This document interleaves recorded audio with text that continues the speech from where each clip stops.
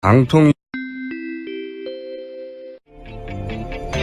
안녕하세요, 김호준입니다. 대통령은 탄핵 후 구속됐고 정권 시절 역시 구속됐으며 황교안 대행체도 이제 40일도 남지 않았습니다. 그런데 탄핵된 정권의 막바지에 황 대행은 방통위의 차기 상임위원들을 예정했다고 합니다. 방통위원 5인은 위원장을 비롯해 정부 여당목 3인과 야당목 2인으로 통상 구성됩니다.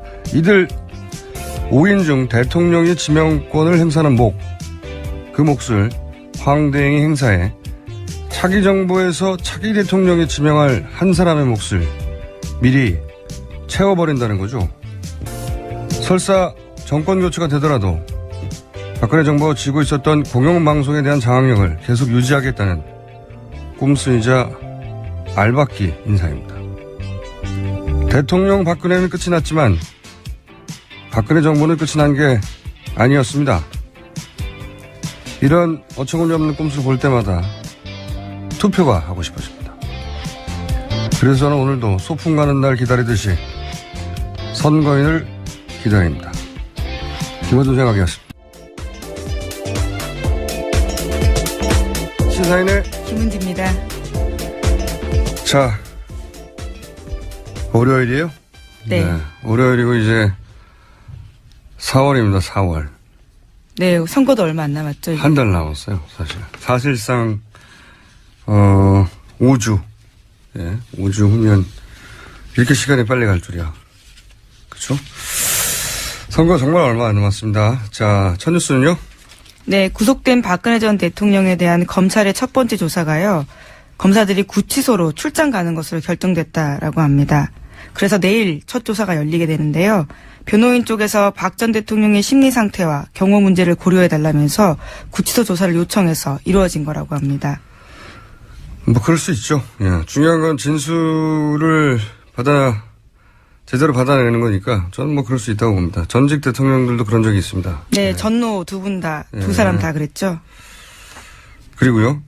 네, 그리고 교정당국은 박 전 대통령과 같은 구치소에 있는 최순실 씨를요, 남부구치소로 옮기는 방안을 추진하고 있다라고 합니다. 이거는 해야 된다고 봐요. 왜냐면 이제 비둘기라고 하죠, 비둘기. 네. 예. 쪽지, 뭐 여러 가지 형태가 있지만, 보통 밖으로 내보낼 때 비둘기를 하는데, 내부에 있으면, 어쨌든, 날리면 99% 전달될 가능성이 높다. 이렇게 보거든요, 저는. 예. 이건 옮기는 건 필요하다고 봅니다. 구치소 관련 뉴스가 주말에 많이 나왔어요. 예. 네, 또 박 전 대통령과 관련해서요, 서울구치소는 어떤 것도 발설하지 말라면서 엄격하게 입단속하고 있다라고 채널A가 보도하고 있습니다. 예. 그건 어떻게 보도합니까? 아무도 말을 안 하는데? 네, 관계자 멘트를 인용해서요, 예. 이렇게 입단속하고 있다 알리고 있는데요. 입단속을 하고 있다는 말 자체가 입단속이 안 되고 있다는 거잖아요. 이게 뭐 불가능하다 봅니다. 완전히 차단되는 건. 그래서 관련 뉴스가 계속 나오죠. 네, 채널A가 그래서 관계자 전원을 계속 보도하고 있는데요. 박 전 대통령이 머무르는 독방에는 CCTV를 떼어내고 샤워 설비를 제공했다. 이런 이야기도 하고 있고요. 또 최순실 씨가 특정 수감자들을 의무실로 데려오라. 이렇게 교도관에게 지시하면요. 교도관들이 이를 따르고 묵인했다라는 증언도 있다고 합니다. 그럼 뭐 대통령 탄핵되기 이전의 상황일 거라고 저는 보고, 예. 이제는 뭐 어렵지 않겠는가. 저는 그렇게 생각이 듭니다. 그랬겠죠. 예. 대통령도 아직 살아있고, 황 대행도 아직 살아있고, 예. 교도소장도 공무원인데 눈치를 봐야 하고, 그랬을 거라고 봅니다. 네. 다음 뉴스는요? 네, 그래서 서울구치소가요, 오늘부터는 박근혜 전 대통령 전담팀을 가동하겠다, 이렇게 밝혔는데요. 전담팀은 7명으로 모두 여성 교도관입니다. 2인 1조로 24시간 박 전 대통령에 대한 감시와 보호하겠다라는 건데요.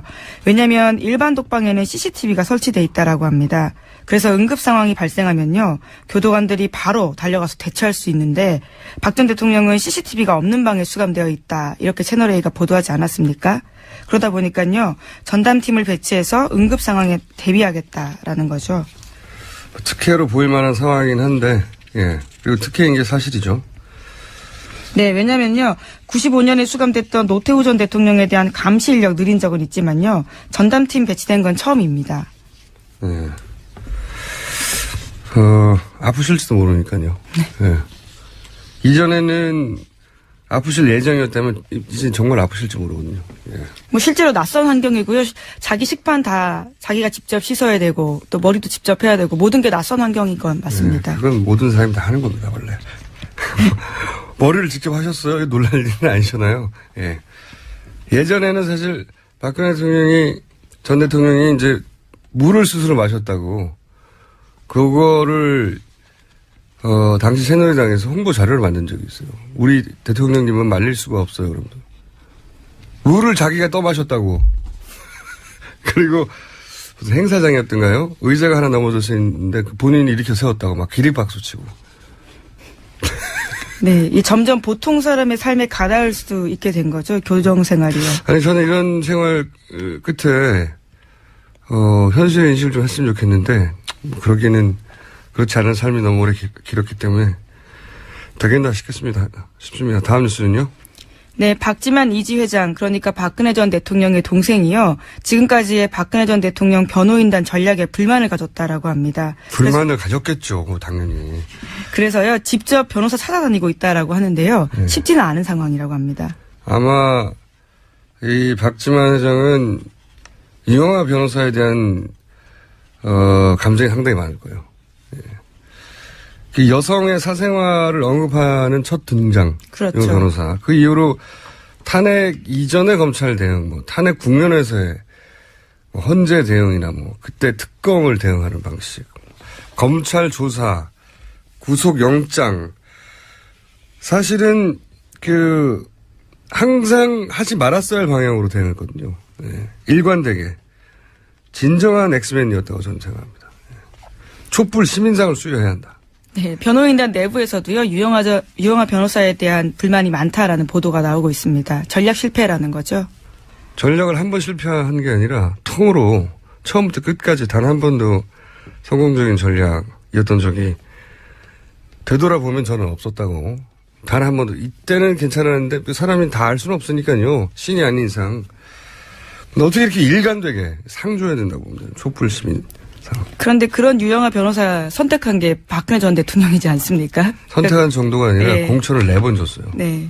계속 떨어졌죠. 결국 그에 대한 책임까지도 같이 져야 된다고 봅니다. 자, 다음 뉴스는요?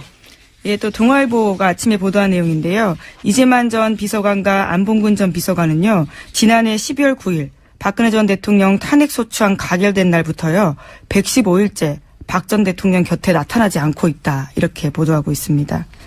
올해 초에요, 두 사람에게 박 전 대통령 대리인단이 여러 차례 접촉하면서 대통령의 억울함을 풀어달라, 도와달라 이렇게 요청했는데요. 거절했다라고 하고요. 박 전 대통령의 한 측근의 멘트에 따르면요. 두 사람은 헌재 증인으로 나섰다가 특검에 찍혀서 구속될까 걱정하는 것 같았다라는 겁니다. 뭐 그랬겠죠. 예. 박근혜 전 대통령 최순실, 사실은 최순실의 사람이다라고 불렸던 사람들인데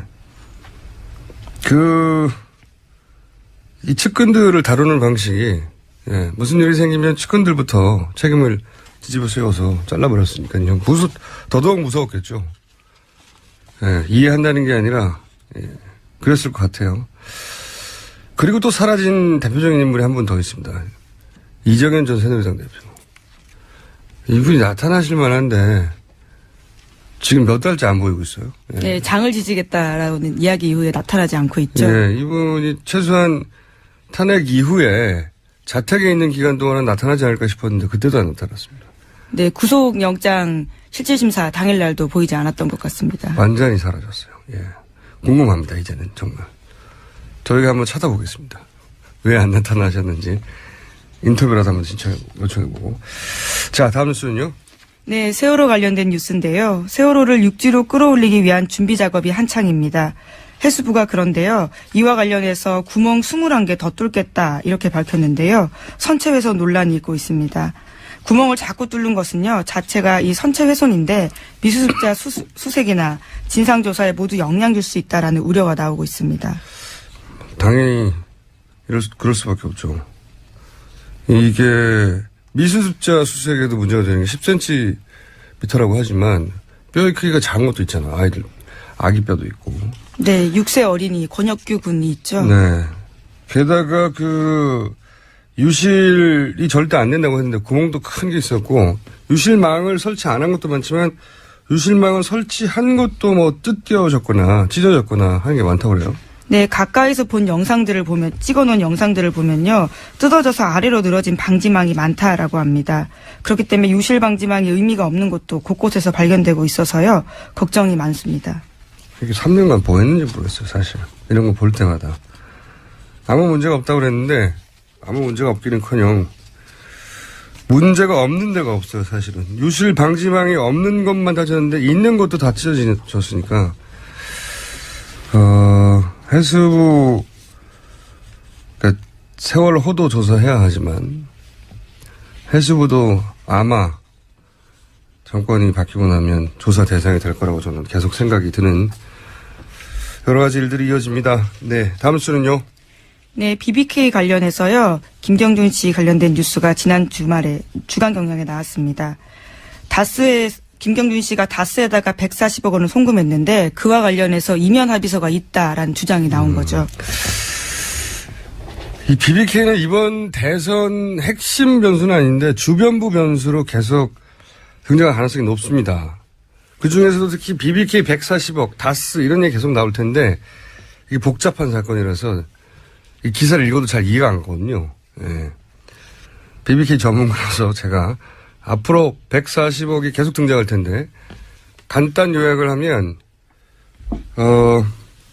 다스는 이명박 전 대통령의 실소유주 아니냐 이런 의혹을 받았던 현대자동차 시트를 납품한 회사예요. 예, 부속품 회사죠. 근데 이 다스에서 BBK로 190억이 투자가 처음에 되고 이게 이제 종잣돈입니다. BBK 사업을 할 때 190억. BBK 사업이 어쨌든 안 돼요, 잘.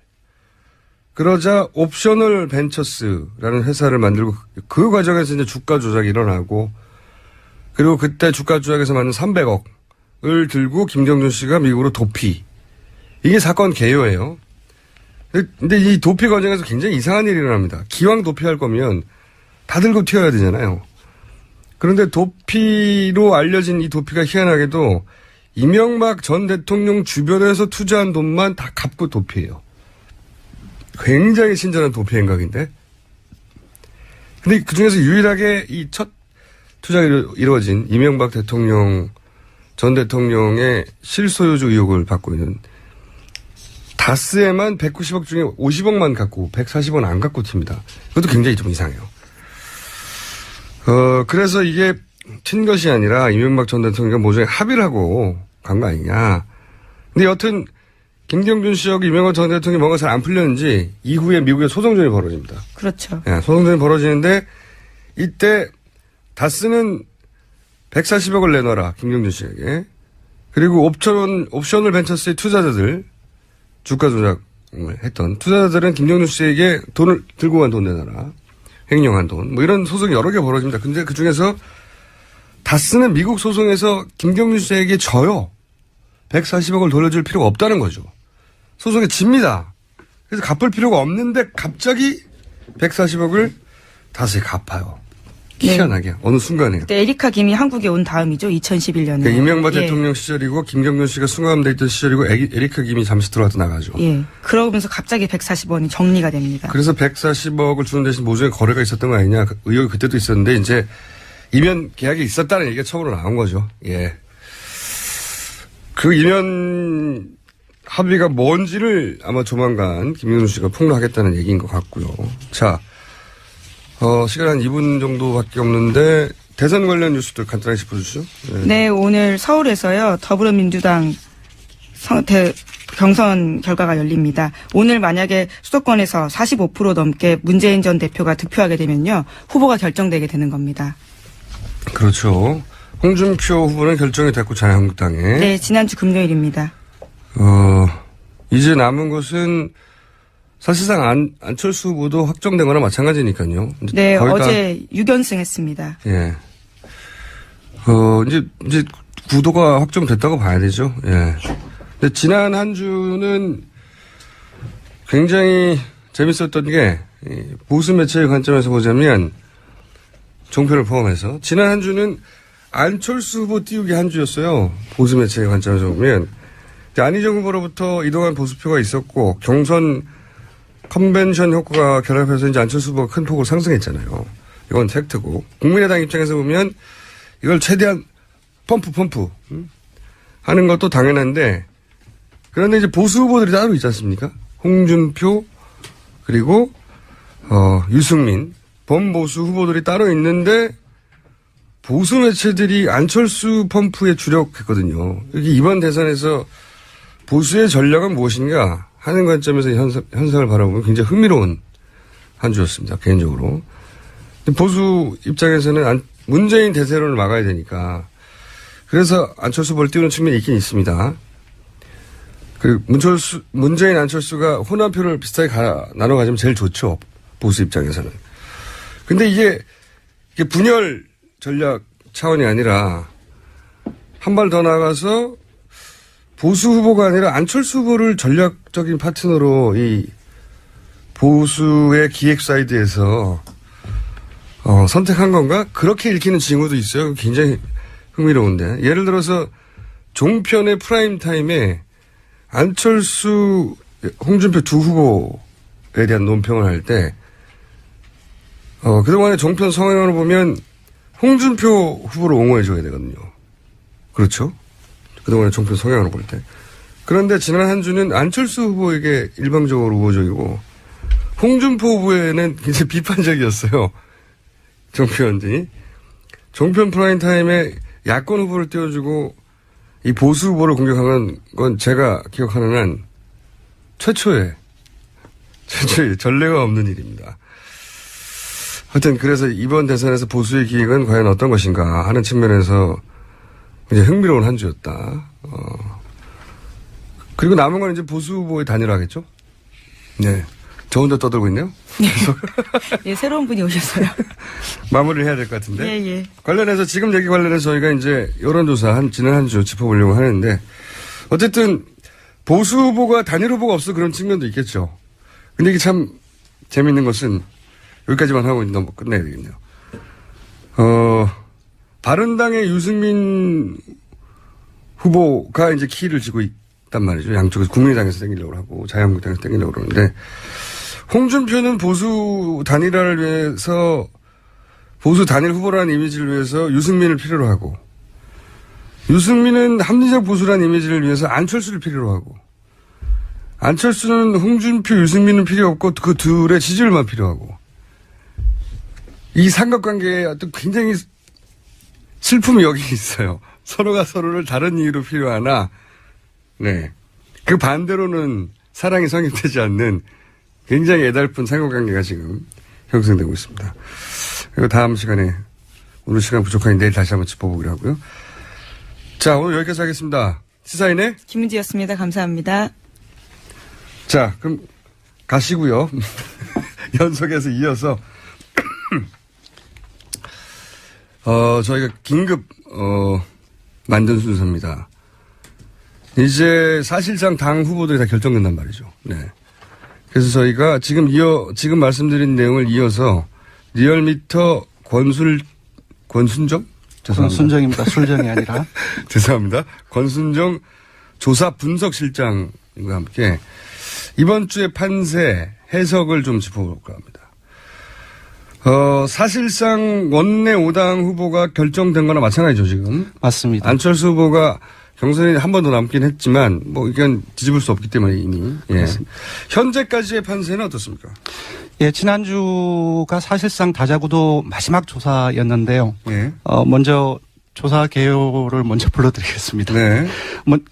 지난달 27일부터 31일까지 5일간 전국 성인 2,550명을 대상으로 유무선 전화 면접 및 자동응답으로 실시했고요. 오차 범위는 95% 신뢰 수준에서 플러스 마이너스 1.9%포인트, 응답률은 9.9%입니다. 자세한 사항은 중앙선관위 여론조사심의위 홈페이지를 참조하시기 바랍니다. 결과 알겠고요. 빨리 결과 알려주세요. 예. 문재인 후보 31일까지 얘기죠. 이게. 네.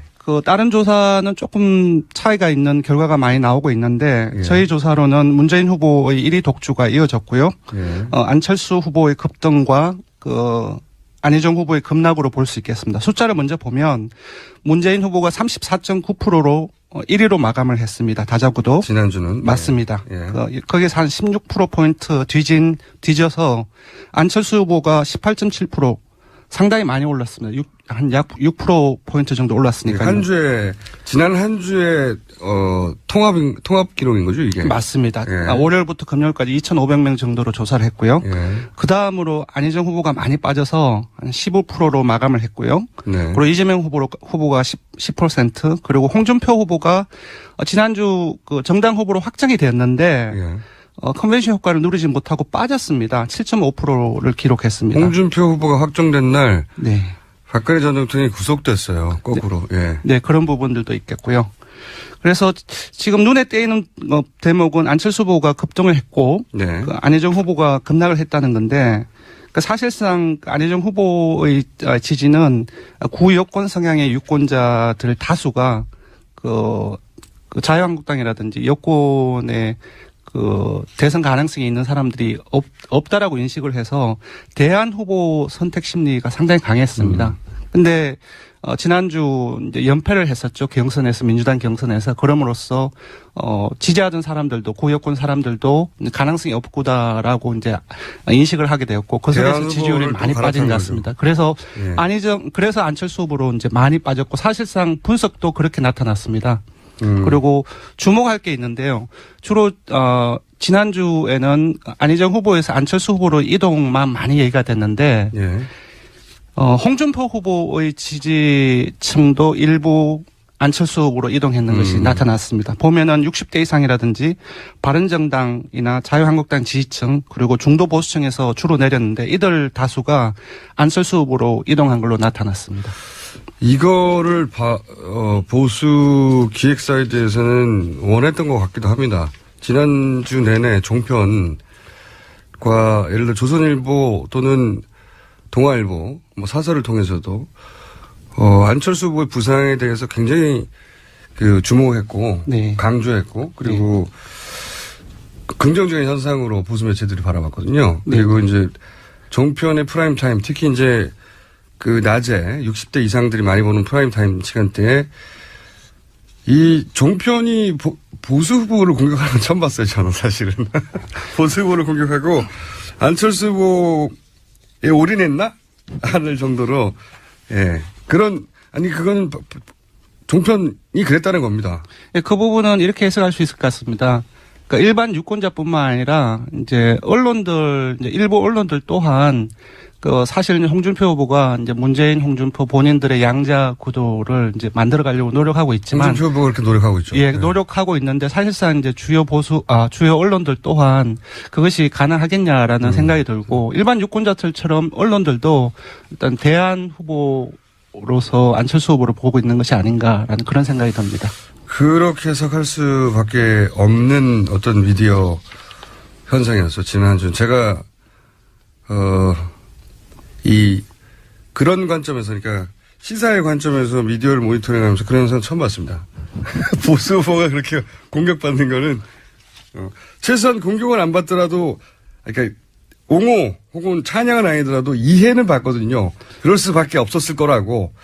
홍준표 후보는 그걸 못 누렸어요. 그러다 보니까 예. 상당 정도 오히려 후보가 된 데 좀 빠졌군요. 네, 네, 맞습니다. 빠졌고. 네. 자, 그리고 다음 거론해야 될 게 문재인 안철수 양자구도에 대한 얘기가 엄청나게 많이 나오고 있죠. 예. 네. 예. 이거를 기반으로 해서 지난 한 주간 양자구도 얘기를 끊임없이 종편에서도 그리고 포탈의 각종 기사로도 하고 있습니다. 네. 그리고 네. 사람들도 궁금하죠. 예. 궁금하실 겁니다. 네. 실제 양자구도가 되냐 안 되냐는 두 번째 문제인 것 같고요. 네. 양자구도가 되려면 이제 나머지 후보들이 포기해야 되는데, 네. 그건 제껴두고 일단 양자구도 이야기부터 먼저 해보죠. 양자구도의 여론조사 여러 가지가 나오는데, 네. 지난주에 제일 먼저 나왔던 게 동아일보 리서치 조사. 네. 여기서부터 네. 시작된 것 같아요. 양자 아주 박빙으로 나왔죠. 예, 거의- 제가 알기로는 뭐 네. 1점 몇 포인트 차이가 나는 걸로 알고 있는데. 네네. 네. 거의 붙었어요. 네. 여기서부터 이제 양자구도 얘기가 계속 진행한 주, 동아일보 리서치 조사로부터 이제 이야기가 시작됐다고 저는 기억하는데. 네. 맞죠? 네. 근데 이제 이런 설문조사가 나오고 나면 설문 문항이 나중에 공개되지 않습니까? 예, 맞습니다. 하루 후에 그 열심히 홈페이지에 공개가 됩니다. 네. 이 설문 문항의 설계에 일부 문제가 있다 이런 지적도 있었는데 이게 무슨 얘기입니까? 네. 사실 저도 조사 결과를 보고 좀 상당히 놀랐는데요. 예. 지난주에 저희들은 양자 대결을 조사하지 않았지만 네. 여러 다른 조사가 발표가 됐기 때문에 그 동아일보 리서치 조사 결과하고 많이 좀 차이가 있었고 네. 저희 3자 대결 조사 결과를 유추해 보더라도 많이 차이가 났었는데요. 설문지에 사실상 한 2가지 정도의 문제라면 문제 조금 좀 이해가 안 가는 부분들이 2가지가 나왔습니다. 아, 그래요? 예. 구체적으로 전문가들이 보기에는 어떤 부분이 문제였어요? 하나는 주로 이제 그것이 지금 문안 양자 대결의 가상 대결이지 않습니까? 가상 대결이죠. 예. 근데 가상 대결 같은 경우는 이 가상 대결은 이제 지금 얘기됐던 연대나 그 후보 단일화 상황을 전제로 하는 것인데 예. 이런 가상 대결 질문에는 이러한 상황들, 후보 단일화 상황들을 질문에 반영을 해줘야 됩니다. 좀 구체적으로 얘기해 주세요. 그러니까 예를 들어 한다면은 지금 리서치 조사 같은 경우는 예. 질문을 양자 구도 질문을 물을 때 문재인 안철수 양자 대결 구도로 치러진다면 이런 식으로 물었습니다. 근데 이렇게 전화조사상에서는 되게 짧게 지나가기 때문에 예. 연대나 단일화 이런 부분들을 전제하는구나라고 인식을 못하고 응답할 가능성이 높습니다. 이런 식으로 질문을 했을 때는. 그렇지 않을 가상 대결 같은 경우는 이런 경우 같은 경우는 자유한국당이나 바른정당, 국민의당이 연대한 단일 후보 안철수 또는 바른정당 이런 식으로 질문에 연대를 가정한 가상의 상황을 그대로 질문에 반영을 해줘야지 정확한 조사를 할 수 있는데 그런 거 빼고 그냥 문재인 큰 차이가 있어요. 그런 걸 빼느냐 안 느냐. 예, 왜냐하면 전화조사는 되게 짧게 진행이 됩니다. 예. 자동응답도 마찬가지고 전화면접도 조사원에 있긴 하지만 짧게 질문 묻고 예. 응답을 하는 과정이기 때문에 연대라는 상황을 전제하지 않고 그러니까 인식하지 못하고 응답할 개연성이 되게 높습니다. 그러니까 질문을 문재인 안철수 양자 구도로 치러진다면 이렇게 하는 것과 네. 안철수 후보가 바른정당, 국민의당, 자유한국당과 단일화 한 후보라고 네. 묻는 것 사이에 지지율 격차 커요? 예, 결과를 제가 좀 비교를 해봤는데요. 예. 그러니까 동아일보 리서치 조사에서 광주 전라가 되게 핵심적인 지역인데요. 이 경우 왜냐하면 여러 조사에서 나타난 그 연대 단일화, 그 자유한국당, 국민의당과의 결과를 호남의 민심을 보면 반대하는 여론이 높습니다. 그러니까 이런 말이에요. 예. 예를 들어서 광주 전라 지역에서 이런 질문을 할 때 예. 안철수 후보가 자유한국당과 단일화를 했다는 얘기를 듣고 뽑는 것과 맞습니다. 자유한국당을 빼버리고 둘 중 한 사람을 얘기하는 것은 예, 문재인 안철수 양자구도로 치러진다면이라는 질문에서는 그러한 연대 단일화의 과정이라든지 논란이라든지 그런 부분들이 사라지는 거죠. 실제 존재하는 후보와 네. 실제 반대하는 여론세가 있을 텐데 맞습니다. 그 안철수 후보가 베이스로 하는 호남 정서상 자유한국당 후보 단일화가 가능하느냐 이 과정에 떨어져 나간 표들이 있을 수 있는데 맞습니다. 그게 예. 질문에 포함되지 않아서 이게 이렇게 예, 질문에 수 있는 포함을 거다. 한 조사와 포함을 하지 않은 이제 동아일보 리서치 조사 결과를 호남 지역 민심을 보면은 예. 확연히 그 차이가 나타나는데요. 먼저 현실은 그럴 수 있겠네요. 예, 동아일보 조사를 보면 호남에서 문재인 후보의 지지율은 40%대 중후반입니다. 반면 안 후보의 지지율은 40%대 초반인데 거의 차이가 없습니다. 반면 이제 미디어오늘 조사 같은 경우는 지난주에 발표가 됐는데요. 선택지나 그 질문에 후보 단일화를 명시를 했습니다. 아까 말씀드린 것처럼 자유한국당, 국민의당이 연대한 단일 후보 안철수라든지 이런 식으로 질문과 선택지에 명시를 해서 조사를 했는데 이 경우 광주 전라에서 문 후보 같은 경우 60% 초반에 나왔습니다. 그리고 안 후보 같은 경우는 30% 초반에 나왔고요. 아까 말씀드린 동아일보 조사는 40% 중후반, 40% 초반으로 되게 많이 차이가 나죠. 질문의 설계를 어떻게 하냐에 따라서 결과치가 크게 차이가 날 수 있다. 네, 그래서 잠깐만요. 예. 오늘 저희가 이렇게 내용이 길어질 줄 몰라서 저는 간단하게 숫자만 짚고 넘어갈 줄 알았는데 이 설문지 설계에 따라서 여론조사 크게 달라질 수도 있고 맞습니다. 첫 번째 양자 대결 구도의 질문 설계의 문제점에 대해서 짚어주신 거잖아요. 네, 맞습니다. 그리고 아직도 할 말이 많으신 것 같은데 예. 내일 또 하죠. 오늘은 저희가 이렇게 길어질 줄 모르고 시간을 좀 짧게 잡아뒀습니다. 죄송하고 네네. 네.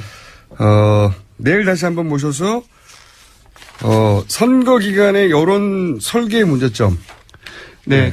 지금 이제 오늘부터도 얘기하고 되게 많이 이제 여론조사가 나올 텐데요. 이제 여론조사 결과들을 잘 보려면은 여러 가지 부분들을 고려를 해야 되고 좀 알 필요가 있습니다. 그 부분에 대해서는 내일 다시 한번 짚어보기로 할게요. 아쉽네. 좀 더 길게 잡아둘 걸. 할 말이 그렇게 많으시면 말씀하시지. 자, 리얼미터의 권순정 조사 분석 실장 오늘 여기까지 하고 다시 한번 모시겠습니다. 문제가 좀 많이 있는 것 같습니다. 여론조사 설계에 있어서. 고맙습니다. 자, 감사합니다. 첫 번째 인터뷰 시간입니다. 보수 양당, 보수 후보의 단일화 여부가 19대 대선의 주요 변수가 될 것 같은데요. 자유한국당, 바른정당 양측의 입장 들어보겠습니다. 먼저 바른정당 유승민 대선 후보 캠프의 민현주 대변인 연결됐습니다. 안녕하세요. 안녕하세요. 네. 홍준표 후보는, 이게 정확한 워딩이 단일화가 아니라 돌아와서 다시 합치자 이 정도 수준으로 거론하는 것 같습니다. 그렇게 보시죠? 네네, 그렇게 말씀하고 계시더라고요. 예. 이렇게는 안 되는 겁니까? 바른정당 입장에서? 그래서 지금 홍준표 후보가 지난번에 이제 이야기한 걸 그대로 옮기면 뭐 자유한국당은 큰 집, 바른정당 작은 집이라고 했더라고요. 예. 그래서 큰 집, 작은 집이 뭐 흡수한다고 한다 이렇게 말씀하시는데 저는 이분이 정치를 머릿수로 하는 거로만 생각하시는 거 아닌가. 저희는 무엇보다도 명분과 민심으로 하는 거라고 믿고 있습니다. 명분과 민심. 박근혜 전 대통령이 지금 탄핵된 상황에서도 자유한국당에 남아있는 국회의원들과 그 주변 분들은 기득권만 지키려고 하고 있고요. 그 집단과 불이익을 감수하면서까지 새로 시작하고 반성하면서 새 출발하려고 하고 그다음에 개혁을 하려는 바른정당 세력들에 대해서 국민들이 분명히 구분해 주실 거라고 믿고 있고요. 저희는 명분을 가지고 민심을 얻는 것이 바로 큰 집이다. 그리고 과연 홍준표 후보가 주장하는 우파 진영 통합이라는 게 통합을 통해서 대선 승리를 목표로 한다면요. 오히려 홍준표 후보가 이번에는 친박 청산하고 자유당 해산하고요.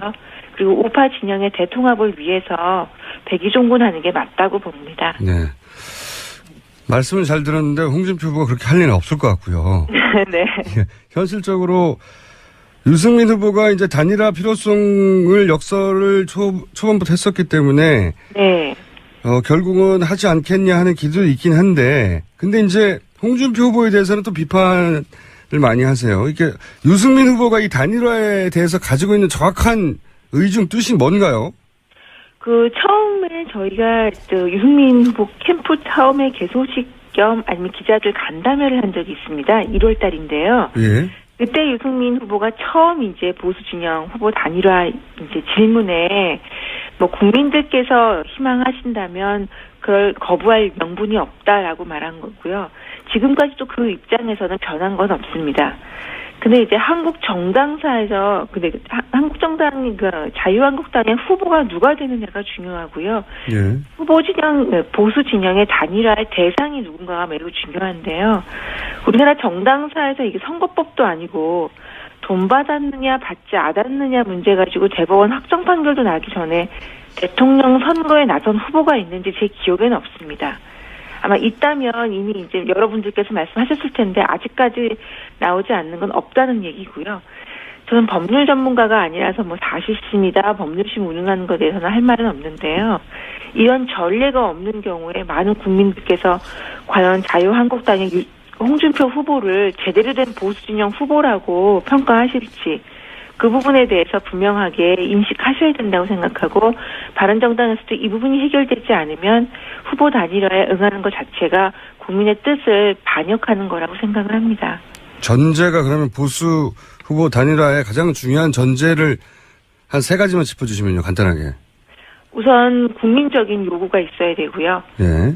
그와 동시에 법률 위반, 지금 대통령 탄핵이 헌법을 수호할 의지가 부족하고 법률 위반에 대한 혐의를 받고 있는 상황에서 또다시 이미 법률 위반 혐의로 3심까지 가 있는 분이 대통령 후보 자격이 없다라는 것이 저희 당의 판단이고 국민들의 판단이라고 믿고 있습니다. 그래서 이 부분이 해소되기 전까지는 저희는 자유한국당 후보와 단일화 관련해서 논의를 할 수가 없는 상황입니다. 근데 홍준표 후보가 대법원 판결이 한 달 내에 난리도 없고, 그럼 홍준표 후보하고는 단일화 안 한다는 얘기잖아요?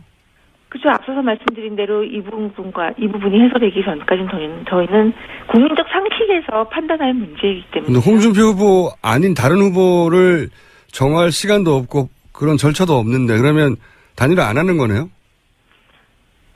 앞으로 남은 시간이 있으니까 홍준표 후보의 결단을 이제 기다려야 되는데요. 앞서서 말씀드렸듯이 지금 상황에서는 매우 어렵습니다. 네. 네, 홍준표 후보가 스스로 사퇴하고, 네. 그리고 자유한국당은 후보가 없는 상태에서 유승민 후보가 저절로 보수 진영 범보수의 단일 후보가 되는 이것이 유일한 방법입니까? 글쎄 저절로라는 말씀은 드리기 어렵고요. 네. 그 다음에 자유한국당이 반성과 개혁을 통해서 어느 정도의 대안을 마련한다면 또 그 대안에 대해서 논의를 할 수 있습니다. 근데 지금으로서는 어렵다는 말씀 드립니다. 지금으로서는 어렵다. 네. 사실상 안 하겠다는 말씀처럼 들리는데. 이런 얘기는 어떻게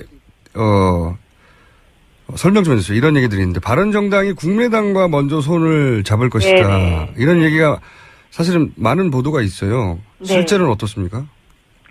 지금 이제 바른정당이 국민의당과 손잡는 게 이제 바람직하다고 말씀하시는 분들 대부분은 네. 이제 아마도 문재인 후보의 패권주의를 저지해야 된다는 이유가 가장 큰 걸로 알고 있어요. 예, 예. 저는 완전히 틀린 말은 아니라고 생각합니다. 네. 근데 한번 생각을 해보면요. 누구 특정인 한 사람 떨어뜨리기 위해서 생각이나 가치나 이제까지 정당 활동을 하던 지지 기반이 다른 정당이 손을 그냥 잡는다. 그게 과연 옳은 길인가. 그리고 또 그렇다면 이게 과연 단순 선거연대에 불과하거든요. 네. 선거연대 결과를 한번 지난 몇 번 선거 대선, 특히 대선입니다. 대선에서 보면은 야당과 연대에서 단순히 선거연대에서 성공할 수 없다는 게 이미 확인이 된 바 있습니다. 그래서 바른정당이 명분과 원칙 없이 그냥 특정인 한 사람의 그 패권 저지한다는 생각, 그렇게 해서 연대를 한다면 그냥 무난하게 문재인 후보 당선을 도와주는 거 아닌가라는 저희는 그 비판적인 입장이 있습니다. 그렇군요. 그럼 국민의당과 연대하거나 후보 단일화에 응할 수 있는 전제 조건이 또 있습니까, 여기는?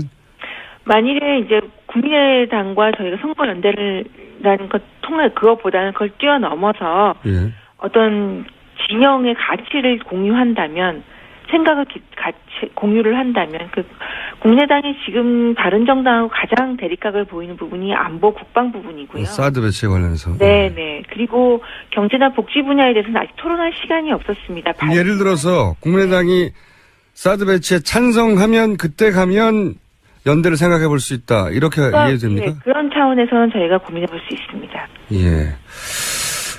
마지막 질문인데 간단하게만 언급해 주십시오. 지금 김종인 전 대표, 정운찬 전 총리, 홍석현 전 중알보 회장. 네네. 이분들의 움직임에 대해서는 어떤 입장이세요? 그러니까 모였다, 회동했다라는 언론 보도는 나오는데 그래서 구체적으로 이분들이 어떤 목적을 가지고 어떤 행보를 펼치겠다는 말씀은 잘 안 나오고 있어서요. 네. 일단 논의가 어떻게 이루어지고 있는지 저나 저희 당 차원에서 잘 알고 있지 못해서 네. 그냥 나라를 위해 걱정하는 분들이 모이고 있다. 그냥 그 정도로만 알고 있습니다. 더 이상 말씀드릴 게 없습니다. 죄송합니다. 예, 오늘은 여기까지 하고요. 네. 앞으로 자주 연결해야 될 것 같습니다. 오늘 말씀 감사합니다. 감사합니다. 네. 지금까지 바른정당 유승민 대선 후보 캠프의 민현주 대변인이었고요. 이어서 자유한국당 입장도 들어보겠습니다. 정준길 대변인 연결되어 있습니다. 안녕하세요. 반갑습니다. 네. 바른정당에서는 홍준표, 지금 적어도 민현주 대변인의 워딩으로 보자면 홍준표 후보가 스스로 사퇴하지 않는 한 단일화는 어렵다. 홍준표 후보의 자격 문제를 거론하는데요.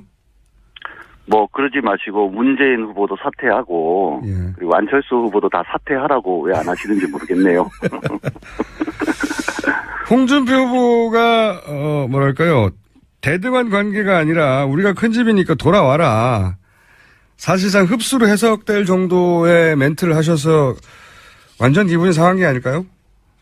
글쎄요. 그러니까 이전에도 그 바른정당을 만들어 나간 분들이 과연 박 대통령님의 탄핵이나 국정 관련 문제들의 책임으로부터 자유로운가라는 문제제기 계속 있지 않았습니까? 네. 결코 자유로울 수 없는 분들이라고 생각을 하고 현재 홍 후보가 말씀하시는 거는 그분들이 나가신 원인, 이유가 됐던 박근혜 대통령님의 탄핵 문제가 이제 어떤 형태로든지 정리가 됐지 않습니까? 네. 할당한 명분이 없어졌으니까 다시 돌아와라. 정상화하자는 이야기인 것이죠. 근데 아직 그 당시에 바른정당으로 가신 분들이 문제 삼았던 이제 친박, 세력의 청산, 여기 대해서 여전히 만족할 만한 사인이 전혀 없다 이렇게 보시는 것 같은데요. 바른정당에서. 바른정당이 뭐 워낙 국민의 지지가 없다 보니까 친정을 상대로 헐뜯어가지고 그 지지자들 좀 뺏어가려는 생각 때문에 그런 얘기를 하는 것 같은데요. 잘 아시겠지만 임명진 비대위원장님이 오신 이후에 자유한국당 내에서 그분들이 말씀하시는 속칭 친박이라고 말씀하시는 분들이 제대로 자기 목소리를 내거나 역할을 못하고 있지 않습니까? 그리고 친박이라고 전혀 볼 수 없는 홍 후보께서 압도적인 지지를 받고 또 대통령 후보가 됐어요. 이런 어떤 상황에서 자꾸 자유한국당을 무슨 친박이 어떻고 인적 청산 이렇게 얘기하는 거는 뭐 전 참으로 부적절한 행동이라고 생각합니다. 홍준표 후보가 이제 대선 후보가 됐는데 상징적인 차원에서라도 소위 지금 이제 부적절하다고 표현을 하셨습니다만 예를 들어서 최경환 의원이라든지 몇몇 분들이 있지 않습니까? 지목받는 소위 삼성동에 가신 분들 8분 그분들 정도는 눈에 보이게 뭔가 조치를 취하지 않을까요? 그럴 계획이 전혀 없으시답니까? 홍준표 후보가? 예전에 우리가 그 추운 외양가에서 떨지 말고 집으로 돌아오라는 논평 낸 적 있어요. 예. 지금 패권주의 세력이 다시 정권을 잡는 것을 막는 그 대의가 있고 국민들이 그런 요구들을 하고 있지 않습니까? 그럼 그러한 요구를 위해서 무엇을 하고 향후에 어떻게 나갈 건가 이런 얘기를 해도 시간이 부족한 지금 상황인데 뭐 계속 그런 이야기 하는 거는 그냥 시비 거는 얘기라고 저희는 생각을 하고요. 근데 이렇게 어쨌든 시비를 거는 것이든 아니면 정당한 요든 간에 이렇게 이견이 있으면 보수 후보 단일화는 어려운 거 아닙니까? 뭐 저는 국민들이 자연스럽게 예. 우리 자유한국당의 홍 후보를 중심으로 해서 단일화를 이루어 줄 거라고 생각을 해요. 뭐 지지도 면에서 예. 객관적으로는 뭐 현재 어떤 민주당 후보들보다 떨어지지만 예. 뭐 보수 진영에서는 또 거꾸로 비교도 안 될 정도 아닙니까 지금 상황이. 정당 지지도 그렇고 그리고 보수 세력들이 요구하는 거는 한마디로 얘기하면 그런 패권주의 세력이 다시 정권을 잡아서는 안 된다. 안보가 불안한 정치 세력이 정권을 잡아서는 안 된다. 이런 생각들을 가지고 있기 때문에 그 속에서 자연스럽게 국민들의 보수 세력들의 민심이 한쪽으로 몰릴 거라고 생각을 합니다. 뭐 그건 자유한국당으로 예상을 하고 있고요. 그렇게 되면은 뭐 바른정당은 더더욱 입지가 없어지는 거 아니겠습니까? 특히 문제가 되는 것은 뭐냐면 요즘 대선이라는 것은 현실인데 한 500억 정도 되는 그런 선거 비용이 필요하지 않습니까? 네네. 15% 넘어야 100% 받고 네네, 그렇죠. 10% 넘어야 반이라도 받는데 유승민 후보 이번에 나와가지고 한 10% 받겠습니까? 결국은 이번 대선을 끝까지 완주한다고 하는데 만약에 그렇게 되면은 아마 비청산하면서 저는 자연스럽게 공중분해될 거라고 생각을 합니다. 단일화가 안 되면 공중분해로 사라질 거다 이렇게 그렇죠. 악담을 하셔가지고 사실은 바른정당이라는 당이 예. 지속되기 어려운 것은 저는 세 가지 이유라고 봐요. 본인들은 뭐 새정치를 이야기를 하고 있지만 사실은 김무성계와 유승민계라는 패권주의적인 또 다른 형태의 소패권주의 형태로 해서 당이 만들어졌기 때문에 그 문제를 제대로 해결하기 어렵고 그다음에 대통령을 어떤 탄핵하는 과정에서 결국 배신자 정당이라는 그 국민의 평가로부터 자유로울 수 없고 무엇보다도 중요한 게 기반이 없지 않습니까? 지역 기반이나 또는 사상적 기반이나 정치적 기반도 없어요. 지금 뭐냐면 바른정당의 위치가 도대체 우리 자유한국당과 국민의당 사이도 상당히 좁은 간격인데 그 중간에서 제대로 자기 역할을 할 수 있겠어요? 국민의 선택지에는 바른정당이 없다. 저는 이렇게 자신 있게 말씀드릴 수 있습니다. 그런데 이제 그렇게만 그렇게 생각하시는 거는 알겠는데, 자유한국당이 그런 태도를 가지고는, 혹은 그런 인식을 가지고는 바른정당이 이 후보 단일화에 응하지 않을 가능성이 높을 것 같고, 또 하나는 그 사이에 보수 유권자들이 국민의당의 안철수 후보 쪽으로 눈을 돌릴 가능성이 높지 않겠습니까? 국민의당의 안철수로 눈을 돌리는 이유는 간단합니다. 아까도 말씀드렸지만 대한민국의 안보가 불안한 패권주의 정치를 하는 사람들이 정권을 잡아서는 안 된다라는 생각인 거죠. 그러니까 정 안 되면 안철수라도 좋다 이런 생각하는 보수 진영 분들이 계세요. 네네. 그런 것들이 반영이 돼서 현재 좀 좀 올라가 여론조사 결과를 보면은 예. 조금 안철수 후보에 대한 지지도가 좀 높아진 부분이 있는데 예. 바른정당에서 제대로 보수의 가치를 내걸고 기존의 지지자들을 잘 모아 나가면은 오히려 그건 자연스럽게 빠져서 다시 자유한국당으로 돌아올 걸로 그렇게 예상하고 있습니다. 그게 언제 일어날 일입니까? 한 2주 안에 그런 일이 아마 벌어질 거예요. 2주 안에 어떤 사건을 계기로 그런 일이 벌어질까요? 한번 지켜보시죠. 시민입니다.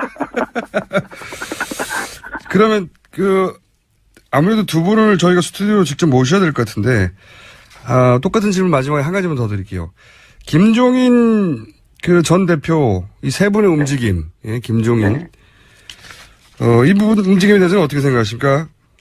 김종인, 정운철 얼마나 나라 걱정이 많으시겠어요. 예. 특히 김종인 대표는 당시 지난 총선에서 정말 죽어가던 민주당을 살려놨는데 하루아침에 토사구팽 돼가지고 배신감도 있죠. 그다음 당신이 가지셨던 뜻인 경제민주화를 위해서 뭔가 개혁 입법을 하고 싶었는데 그거 전부 무시되고 무산됐지 않습니까? 예. 좌절감을 느꼈죠. 그런 상황에서 마치 공자가 천하를 제대로 다스리기 위해서 제자들을 데리고 10여 년을 주유하듯이 천하를 주유하듯이 당신이 10초 남았습니다. 예, 마지막 이 시대의 소명을 완성하기 위해서 예. 저를 홀로단신으로 나오셨다고 생각하고요. 예. 상당한 정신적 지주가 돼 주실 걸로 그렇게 예상하고 있습니다. 자유한국당에 도움이 될 거라고 보시는군요. 자유한국당 당연히 도움되죠. 범보수 진영에 도움이 되실 분이라고 생각합니다. 알겠습니다. 오늘 말씀 감사합니다. 네, 고맙습니다. 자유한국당 정준길 대변인이었습니다.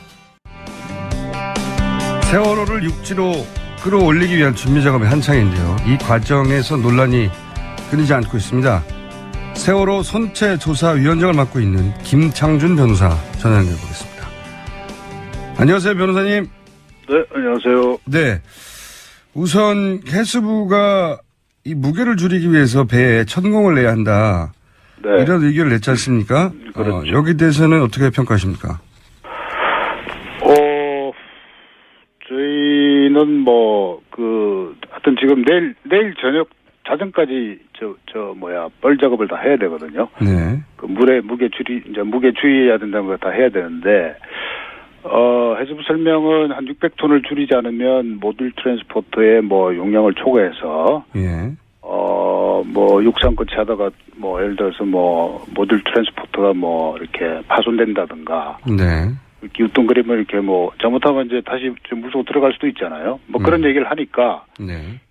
저희로서는 일단 전문가 감정 의견을 첨부해서 정말 네. 그렇다면 그 말이 정말 진실하다면 어쩔 수 없지 않는가 하는 그런 입장입니다.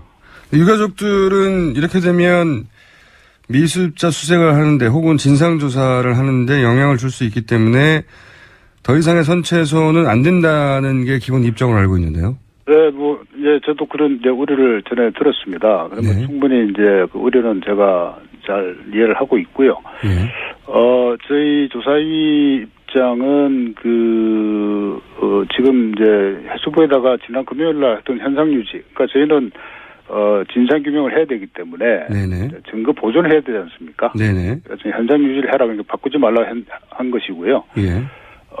지금 이제 그 청구하려는 데가 그 디데크, 그러니까 이제 자동차 그 화물창입니다. 네. 그게 들어있는 지금 뻘하고 물을 한 500톤에서 600톤 빼겠다는 건데, 제 생각은 이게 지금 현상 유지라는 건 사실 이제 증거 보존 차원인데, 예. 뻘은 사실은 증거가 아니죠. 사실은 저희가 이제 재현하려고 하는 거는 이제 침몰 당시에, 침몰 전에 상태를 재현을 하려고 하는 것이고, 네. 침몰 이후에 뭐 벌어진 예를 들어서 물이 들어간다든가 뭐 뻘이 들어갔다든가 그런 거를 유지하라 그런 건 아니죠. 이제 그래서 기본적으로 그 뻘을 빼는 거는 사실은 저희 정거조사에는 방해되지 않는다고 저희 그렇게 생각하고 있는데, 유가족분들이 워낙 그렇게 이제 우려하시니까, 네. 저희는 어떤 전문가의 감정 의견을 붙여라 그렇게 요구한 상황입니다. 유가족들은 근본적으로 이제 워낙 오랫동안 정부 조사를 믿지 못했기 때문에. 그렇죠. 예. 정부가 하겠다고 하는 모든 행위에 대해서 그런 것 같아요. 기본적으로 의구심을 가지고 있는 것 같고요. 예. 뭐 그래서 저희 조사 유의가 있는 거니까요. 그런데 이제 지금 이 세월호 조사, 정확하게는 선체조사위, 네네. 선체조사위의 권한과 해수부의 권한이 어떻게 이 구분이 되는 건지, 도대체 선체조사위가 결정을 하면 해수부가 따라야 되는 건지, 아니면 선체조사위는 의견만 내는 것이고 해수부가 최종 결정하는 것인지, 여기서부터. 그렇죠. 예. 분명하지 않은데. 크게 말씀을 드리면, 네. 그러니까 이게 정부와 국회가, 네. 정부는 이제 집행하라고 이제 국회는 이제 감사를 하지 않습니까? 네. 그렇게 보시면 되는데요. 그러니까 네. 저희는 국회에서 선출한 기관이기 때문에, 물론 대통령이 임명합니다만은 기본적으로 국회 선출직이기 때문에 국회 기능을 대행하신다 보면 되고요. 그러니까 이제 뭐 천공이나 뭐 육상 거치든 모든 작업은 해수부가 진행을 하는데, 예. 저희가 조사위가 그 점에 관해서 이제 점검을 하고 문제가 있으면 지적하고 했을 때 만약에 듣지 않으면 예. 나중에 뭐 징계 요구도 할 수 있고 해서 충분히 뭐 해수부의 어떤 만약 부당한 행동이 있다면 충분히 견제가 되는 그런 상황이라고 생각합니다. 그러니까 유가족과 해수부의 가운데 있다 이렇게 보시면 되겠네요. 이렇게 보면.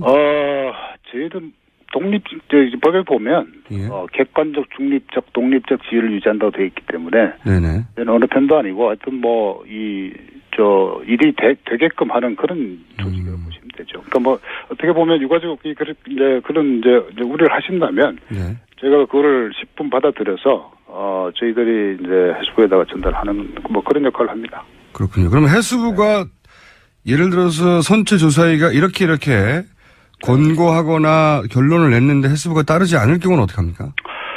저희가 이제 나중에 그 점에 관해서는 뭐 예를 들어서 그저께인가요? 자동차가 일부 이제 반출이 됐지 않습니까? 네네. 그거는 사실은 좀 심각한 위기인데, 네. 자동차는 그 뻘과 달리 그 화물이란 말이죠. 예. 그리고 화물은 사실은 저희가 현상 유지를 해달라 그랬고, 지난 금요일 날 공문을 보냈습니다. 예. 그래서 이제 저희한테 아무런 통보 없이 포크레인이나 차량 예. 반출한 건 사실은 굉장히 좀 심각한 사태고요. 그러니까 해수부가 잠시만 이 일을 물으신 분들이 있어서 네. 해수부가 선미의 이제 램프를 통해서 약간 삐져나왔던 차량을 네. 선체조사위에 통보하지 않고 통보하기로 되어 있는데 그렇죠. 화물을 빼냈다. 요런 일이 벌어진 거죠? 그렇죠. 예. 거기에 대해서는 그러면 선체조사위에서는 어떤 제재를 가할 수가 있습니까, 해수부에? 법상으로 이렇게 돼 있죠. 그러니까 고의적인 그 조사 방해는 네. 형사처벌 대상입니다. 그렇군요. 그러니까 이제 문제는 고의적인 어떤 조사 방해냐 하는 그런 측면인데, 예. 그거는 사실 제가 해수부 말을 좀 설명 우선 들어봐야 되니까, 제가 무슨 고발하겠다 이렇게 말하는 건 너무나 시기상조고요. 예. 오늘 제가 그 해수부 그 수습본부를 찾아서 왜 그런 일이 이제 발생했는지 일단 들어보고, 예. 저희가 문제가 있다면 지적하는 것이죠. 그렇군요. 기본적으로 해수부의 판단에 대해서 견제하고 감시하는 기능을 하는 거군요. 맞습니다. 네, 그렇게 이해하시면 되겠습니다. 그렇군요. 그런데 이제 아까도 말씀드렸지만 유가족들은 미수습자 가족들은 워낙 오랜 세월 그 정부가 하는 일들이 이게 방해가 아니냐 하는 의구심을 가져왔기 때문에 그랬어요. 네. 이 앞으로 그 조사위가 어떤 결정을 할 때 네. 가족들과 합의를 해달라고 요구를 했고, 예, 그랬었죠. 미수습자 가족이 그랬죠. 예, 합의를 해달라고 요구했고, 그런데 이제 여러 가지 법적 지위 때문에 조사위에서는 협의는 할 수 있지만 우리가 합의를 할 법적 주체가 아니다 이렇게 얘기한 걸로 알고 있는데 맞습니까? 우선 두 가지 문제가 있는데 하나는 이제 합의를 해달라고 그게 무슨 얘기냐면 예. 그 수습 방법을 정할 때 사전 합의를 해달라 이 얘기입니다. 가족이 동의하지 않으면 하지 말라는 얘기죠. 그렇죠, 그렇죠. 예. 그 얘기는 결국 뭔 얘기냐면 가족이 동의하지 않는 방식으로 수색을 하지 말란 얘기거든요. 예. 근데 그 얘기는 좀 일방적이죠. 아무래도 왜냐하면 저희가 그러면 가족이 요구하는 수색 방식은 다 따라야 된다는 얘기니까 그러니까 사전 합의 의무를 일단 요구하신 거예요. 예, 예. 그래서 일단 조금 일방적이라는 그런 측면이 좀 있었고요. 둘째로 저희는 아까 드린 대로 감시와 견제하는 기관이지 집행부서가 아닙니다. 그러니까 수색 방법을 정하는 기관이 아니기 때문에 저희가 무슨 합의의 사실 주체도 아니에요. 그러니까요. 법적 주체인지도. 예, 저희들이 이제 협의를 말씀드린 거는 미수습 가족분들의 어떤 고통과 어떤 우려를 알기 때문에 그분들의 어떤 소망을 수렴하기 위해서 협의를 하겠다는 얘기죠. 최대한 가족들의 뜻을 반영하겠다 정도밖에 그럼요. 할 수가 없다 법적. 네, 그게 그런 것이죠. 네. 그건 이해했고요. 그렇다면 네. 이런 문제는 어떻습니까? 동물뼈도 계속 나오고 그리고 벌을 통해서 이제 그 미습자들 유해가 섞여 나올 가능성이 있지 않느냐 이런 우려가 계속 나오는데요. 네, 있죠. 있는데 예. 우선 그 부분은 사실은 이제 그 유해 발굴 전문가가 이제 투입이 돼야 되는데 예. 지금 해수부는 이제 국가수가 그런 기능을 한다고 하는데 국가수는 사실 뭐가 발견되면 그것이 무엇인가를 식별할 수는 있겠지만 사전에 유해 발굴할 때 조심스럽게 발굴하는 것 자체, 발굴을 기술적으로 하는 것은 사실은 전문가가 아니거든요. 네네. 그래서 이제 제가 듣기로는 국군 유해 발굴단, 그죠? 전쟁 군인들, 예예. 거기에 이제 협조 요청을 했는데 제가 자세한 건 모릅니다만 하여튼 국방부에서 일단 협조하기 어렵다 이런 입장을 비력한 걸로 제가 들었고요. 그래서 이제 저희 조사위 입장에서는 그 유해 발굴 전문가를 이제 어제 뻘 작업할 때 투입을 했습니다. 예. 그래서 이제 뻘 작업할 때 유해가 제대로 이제 발굴될 수 있도록 지도를 했죠.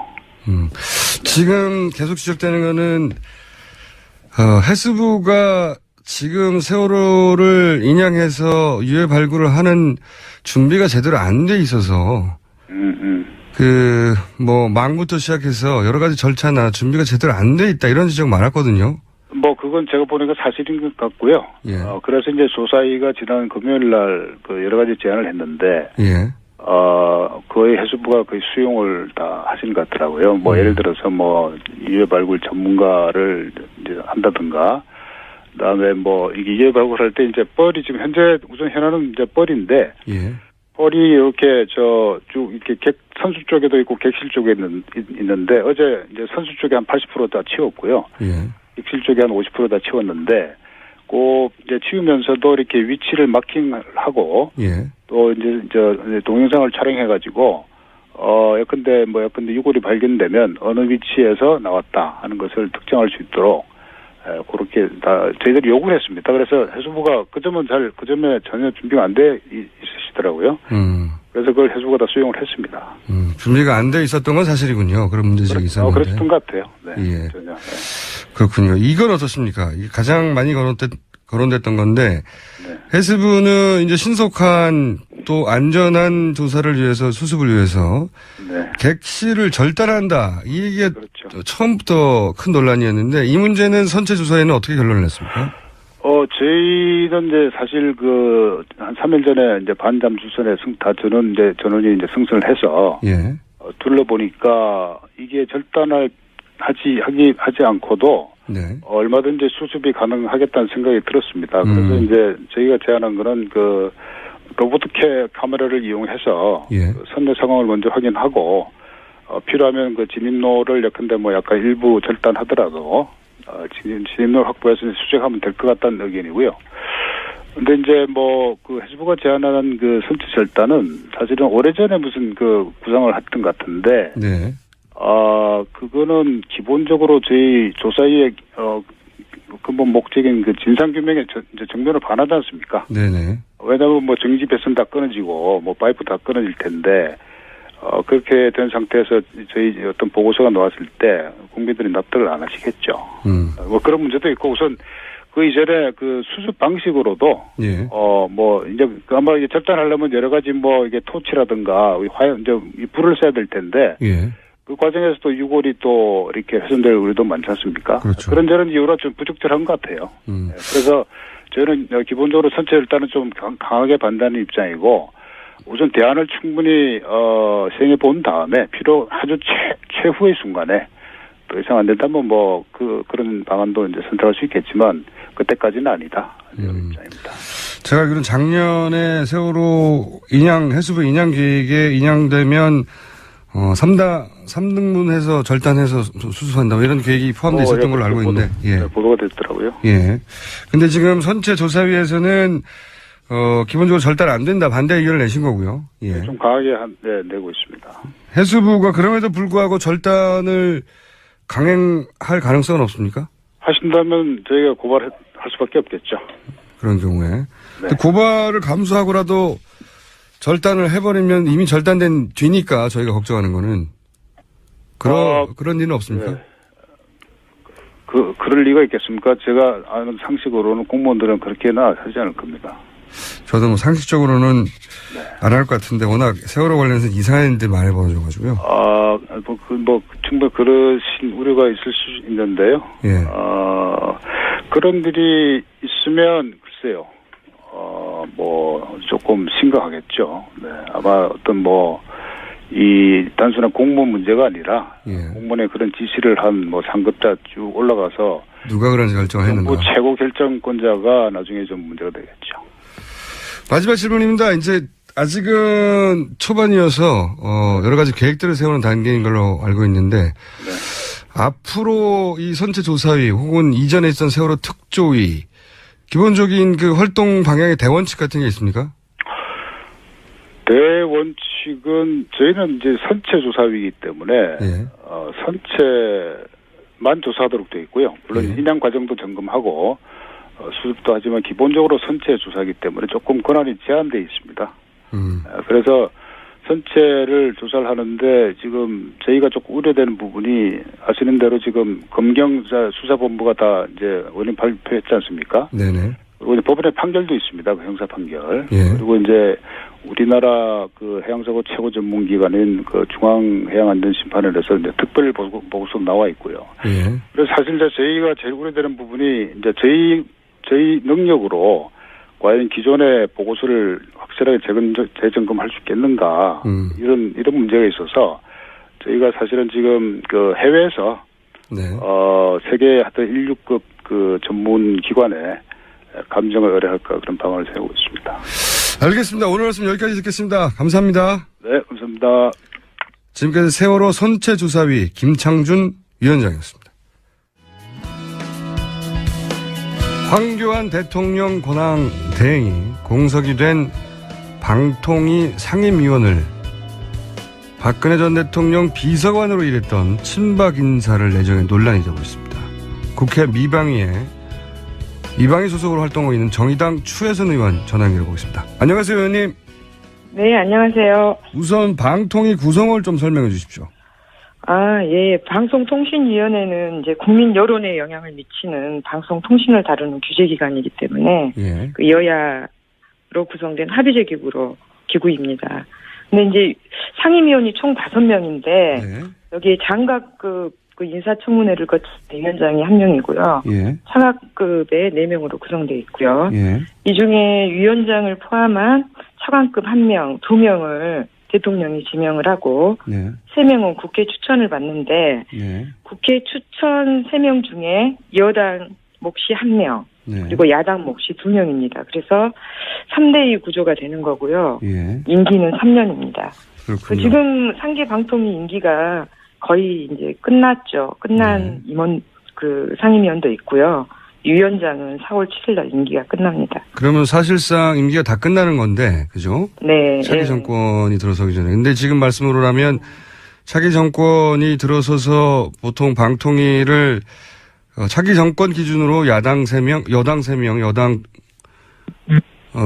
차기 정권 기준으로 여당 3명, 야당 2명이군요. 그렇게 되면 이제 만약에 진보 정권으로 정권 교체가 되면 방통위도 그렇게 3대1로 변할 텐데, 근데 지금 네. 이 시점에 황교안 대행이 누구를 지금 차기 상임위원으로 내정한다고 하는 거죠, 정확하게? 지금 미래부에 네. 정보통신정책실장으로 있는 김용수 씨인데요. 네. 이게 뭐가 문제인지 좀 짚어주십시오. 예.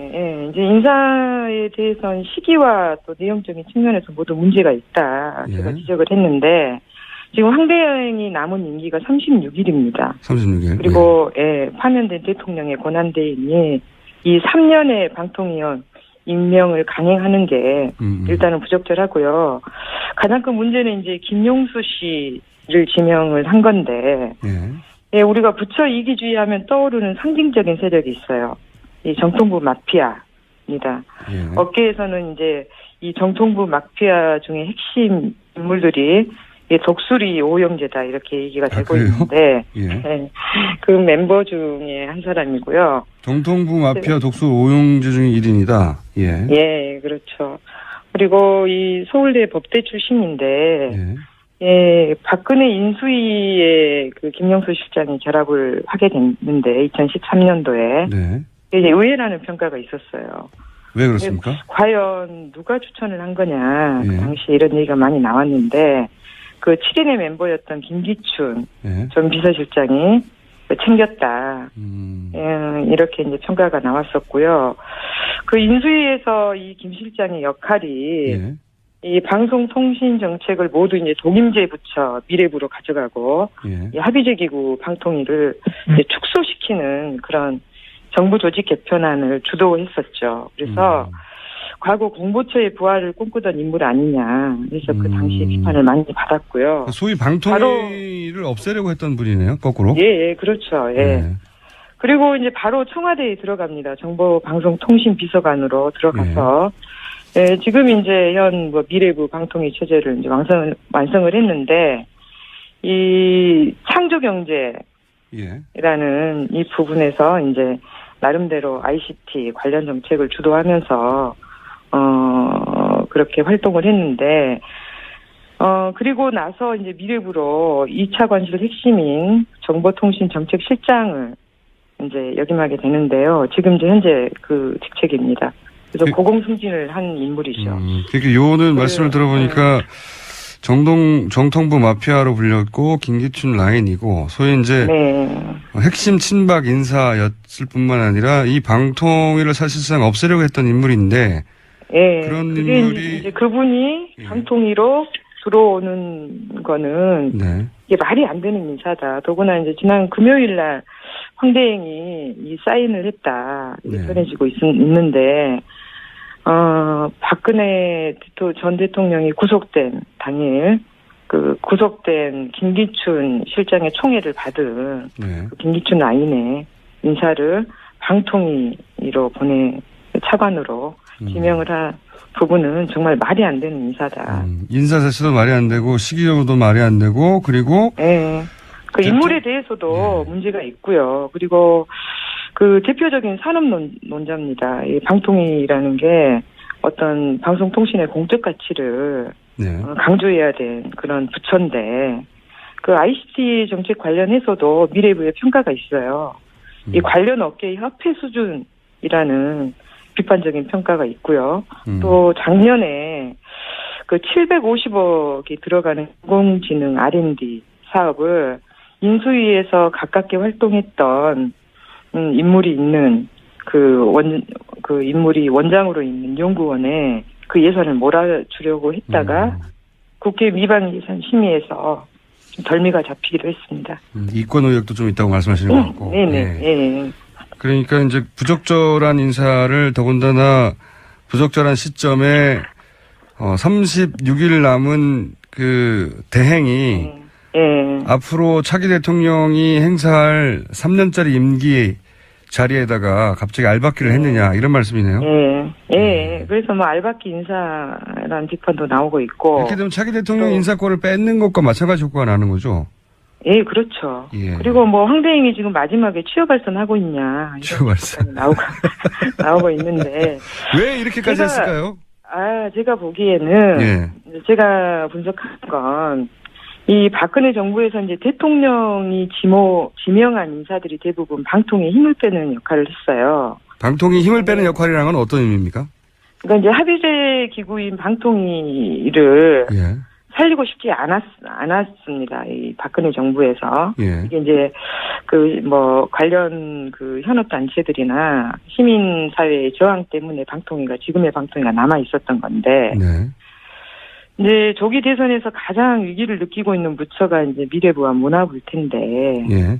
지금 야당과 학계 등의 공통된 의견은 미래부를 좀 해체하고. 예. 방통위 합의제 기능을 좀 확대하자 이렇게 의견이 모아지고 있어요. 제가 뭐 지적해드렸지만 이 정통부 마피아 중 핵심 인사인데 이 김용수 씨가 이렇게 무리한 알박기 인사를 하는 건 이 미래부를 구하기 위한 이 트로이 목마 인사 같다. 예, 이제 정부 조직 개편 대응을 앞두고 네. 정통부 마피아들의 이 꼼수 인사다. 이렇게 되면 이제 차기 정부의 가장 큰 걸림돌이 이 인사가 되는 거죠. 그렇군요. 차기 정부가 들었으면 뭐 당은 아니어도 당연히 정부 조직 개편을 하게 될 텐데 통상 그렇게 하니까요. 그 과정에서 소위 부처 이기주의라고 표현하죠. 자기 부처는 살아남아야 되겠다는 욕구. 예, 그런데 이제 방통위 위원으로 가서 예. 방통위의 어떤 역무를 이렇게 확대를 하거나 공공성을 강화하는 역할을 하면 좋은데 예. 제가 트로이 목마라고 말씀을 드리는 건 그런 정통부 마피아 핵심 인물이 방통위로 가서 예. 방통위를 오히려 약화시키는 그런 역할을 할 가능성이 크다. 그래서 이제 아주 비판이 많이 나오고 있는 거죠. 그 비판은 알겠습니다. 근데 또 임기 임명을 한 이유 아직 내정이 오늘 아직 발표는 안 됐으니까 내정을 한 오늘 이유 발표할 예정이라고 알려지고 있어요. 예. 이제 곧 발표가 되면 알겠죠. 근데 이게 5명 가운데 3명이나 공석이 돼서 업무 공백을 막기 위해서는 이렇게 신속하게 지명을 해야 된다. 이것이 이제 공식적인 입장인 걸로 알고 있는데 이건 말이 안 되는 해명입니까? 예, 그것도 이제 걱정을 많이 해야 될 부분인데 이제 방통위 내부에서도 업무 공백에 대한 우려는 크지 않다. 최승준 위원장도 그런 입장이고요. 지금 이제 방통위의 가장 중요한 심의 의결 사항은 각각 방송사들의 이제 면허입니다. 지상파 제어가 종편 보도 채널 재승인 이런 부분인데 이미 마무리가 됐어요. 그래서 이제 업무 공백이 크지 않다. 그리고 5월 9일 대선까지 보면 그리 이제 길지 않은 시간이잖아요. 한 달 열흘 남았습니다. 때문에 이제 방통위 사무처가 관리 감독을 잘해주면 큰 문제가 없다는 게 방통위 내부에서 나오는 얘기예요. 방통위 내부에서도 이 인사를 달갑지 않아 하는군요. 네, 이제 그렇죠. 방통위를 없애려고 하는 사람이 방통위 상임위원으로 온다 하면 이제 굉장히 위기를 느끼는 거죠. 알겠습니다. 뭐가 꼼수인지는 알겠는데요. 그리고 왜 그렇게 하는지도 이제 말씀해 주셨는데 이게 막을 방법이 없지 않습니까, 근데? 지금 이제 방송 현업인들도 크게 저항을 하고 있고요. 그리고 이제 야당 원내 지도부도 이제 부적절한 인사다고 이제 이미 반대 의견을 피력을 했는데 저도 이제 국회 미방위 차원에서 강력하게 대응해야 된다 해서 민주당, 국민의당 간사들에게 해놓은 상황이어서 일단 실명이 거론되고 이렇게 비판이 제기되고 있기 때문에 황대행이 쉽게 발표를 좀 하지 못할 거다 그런 예상을 하고 있어요. 발표를 해버리면 어떡합니까? 근데 해버리면 이게 인사청문 대통령 지명목 1인이라 인사청문회도 안 하고 야당 동의도 필요 없고 그러니까 지명하면 끝나는 거 아닌가요? 국회 본회의 인준사항도 아닙니다. 그럼 이제 고집을 한다 그러면 뭐 끝까지 국회 차원에서 문제 제기를 하고 저항을 해봐야죠. 임기는 보장돼야 되는 거고 지명되면. 그러면 지명되면 사실상 법적으로는 어떻게 할 수 없는 거죠. 예, 지금 법적으로 어쩔 수가 없는데, 예. 이제 법이 개정이 된다거나 하면 어떤 예. 뭐 소환제라든지 이런 부분도 좀 필요해 보이고요. 그리고 그 이후에 이제 강행에 대한 대응 부분들은 예. 좀 지금 생각하면 무력하지만 이제 상임위 차원에서 진지하게 고민을 좀 해봐야죠. 알겠습니다. 문제가 있는데 더 큰 문제는 그 문제를 해결할 방법이 없다는 게 문제네요. 예. 얘기를 듣다 보니까. 예, 현실적으로 한계가 좀 있긴. 예, 문제가 뭔지는 정확히 알겠고요. 예. 이 문제에 관해서 계속 미방위 소속이시니까 네. 문제가 해결되든 안 되든 저희가 조만간 다시 한번 연결해서 어떻게 되는지 여쭤보겠습니다. 예. 예, 오늘 말씀 감사합니다. 예, 고맙습니다. 지금까지 국회 미방위 소속의 정의당 추혜선 의원이었습니다. 네. 불친절한 AS. 제보가 하나 왔습니다. 새누리 이정현 전 대표 열흘 전쯤 길에서 봤습니다. 네. 정확하게 어디서 봤는지, 몇 시에 봤는지 저한테 알려주셔야죠. 어떤, 일을 하고 있었는지 자세히 좀 알려주십시오. 자. 그리고 4월 12일인 국회의원 보궐선거가 있답니다. 그렇군요. 있군요. 경북 상주 군의의성 청성지역구에 대선 때문에 워낙 관심을 받지 못하고 있는데 특히 민심의 바로미터가 될 중요한 재보궐선거라며 문자를 보내주셨습니다. 그렇군요. 자, 이런 건의가 많습니다. 월요일은 뭘 하시고 오시길래 목소리에 이렇게 힘이 없냐고, 주말엔 뭘 했냐고, 시사요정이라는 저희 멘트는 도저히 듣고 있을 수가 없다고, 시사 바야바나 시사 요괴 뭐 이런 걸로 해달라고, 시사 고기 시사 정육인 어떻습니까?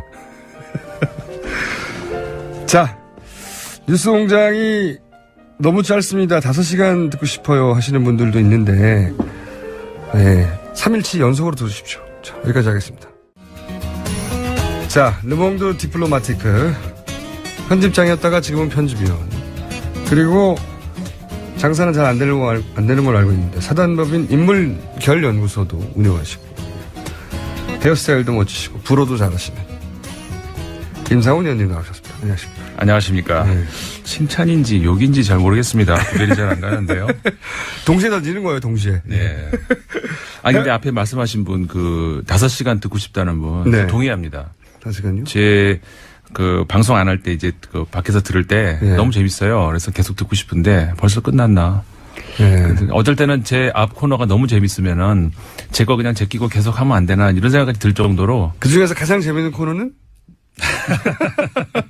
내 코너. 그럴 때 제 일부러. 예. 그 얘기가 나오길 바라셨구나. 그런 얘기는 저는 절대. 아니요. 그 얘기. 설사 그렇게 생각하더라도 그렇게 말할 수는 없습니다, 저는. 아니, 진짜 그 얘기를 하려는 게 아니고 정말 재밌다는 말씀을 드리고 싶었습니다. 자, 5시간을 할 수는 없고요. 제가 죽습니다, 그러면. 2시간도 허덕허덕합니다. 네. 자, 오늘은 어떤 이야기입니까? 네. 우리 시민혁명이라고 거의 이제 부를 수 있을 정도로 작년 말부터 올해 초까지 정말 시민들이 큰일 하지 않았습니까? 엄청난 일을 했습니다. 그렇죠. 이거는 이게 세계사를, 없어요. 역사에 관심 있으신 분들은 세계사를 보면 시민들이 무슨 혁명을 이뤄내거나 그 성공 사례도 극히 드물고요. 네. 기본적으로. 권력을 상대로 시민이 혁명을 해냈다. 이것도 굉장히 드물고. 그리고 거기에는 엄청난 대가를 지불해서 성공했다 희생이 하더라도. 많고 예. 피를 많이 흘리고 희생이 많죠, 사실 일단. 사람들 엄청 죽고요. 네. 그리고 성공한 듯 보였던 시민혁명이 뒤집어지는 경우도 굉장히 많고요. 그렇죠. 예. 근데 이번 같은 경우에는 단 한 명의 그 연행자도 없었고 네. 그 힘이 너무 컸어요. 그러니까는 우리가 왜 배우자들이 화를 낼 때 말입니다. 그러니까 안 좋을 때 크게 화를 내고 당신 어제 뭐 했어? 파트너. 막 이런 거보다 지금 이제 배우자라고 하면 부인 뭐 이런 그렇죠. 부인 연인. 네. 예. 근데 그랬을 때 어제 뭐 했어? 이렇게 막 화를 내는 것보다 가만히 침묵하고 있을 때 더 무섭지 않습니까? 이번에 시민들의 무서움 그런 거였던 것 같아요. 그래서 이혼하셨어요? 아니, 그 얘기를 왜. 혹은 이혼 당하셨어요? 그 얘기는 그 관련이 없고요. 무섭죠. 아무튼 그게 화를 낼 타이밍인데 말을 안 하면 예, 무섭죠. 그게 정말 무서웠던 것 같아요. 우리가 촛불을 든다. 뭐 정치인 그러지 않았습니까? 촛불은 바람 불면 꺼진다. 근데 이게 더 무서운 게요. 우리가 촛불을 들고는 달릴 수가 없잖아요. 그러니까는 그거는 정말 가만히 앉아 있을 때 들 수 있는 게 촛불인데 그게 정말 무서웠던 거죠. 왜냐하면은 움직이지 않겠다는 얘기 아니겠습니까? 우리는 이 자리에 가만히 있겠다. 당신 내려갈 때까지 우리는 꼼짝도 안 한다. 이 자리를 지키겠다는 거죠. 네, 예. 그 메시지였거든요. 이게 정말 무서웠던 거죠.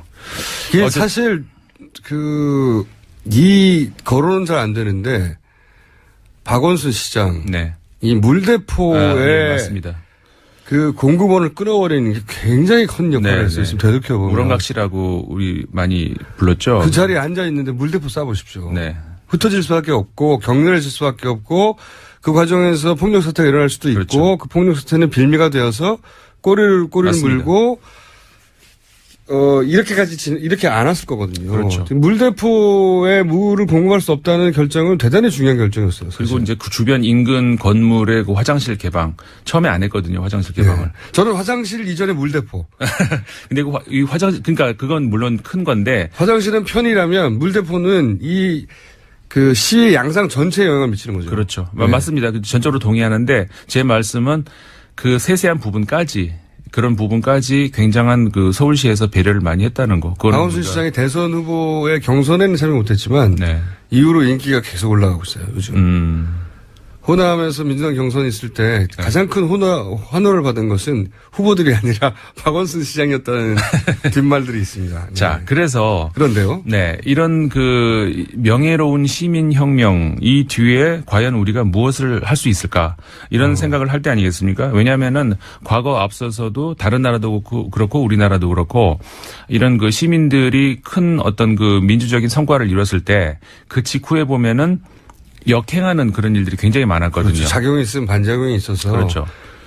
프랑스 시민 대혁명 이후에 나폴레옹이 등장한 게 심지어 황제가 등장을 했지 않았습니까? 네. 왕이 죽고 황제가 나오고 뭐 우리나라도 4.19 이후에 박정희 정권이 등장했죠. 그런 역사의 반동은 없는 경우가 드물어요. 네. 많습니다. 네. 오히려 굉장히. 그래서 이제 과연 그런 것에 비해서 이번 우리 시민혁명 어떻게 받아들여야 되고 어떻게 우리가 이거를 지속적인 에너지로 바꿀 수 있을 것인가. 오늘 르몽드 디플로마티크가 아니라 인문결 연구소 소장님으로 나오신 것 같은데요. 네, 뭐 둘 하니까 뭐 비슷하게 받아주시면 좋고요. 뭘 둘을 하니까요. 아니 그러니까 르몽드 디플로마티크하고 예. 오늘 굉장히 까칠하세요. 아니 헤어스타일도 굉장히 멋있고 그래가지고 제가 무너뜨리고 싶어요. 네. 무너뜨려 주십시오.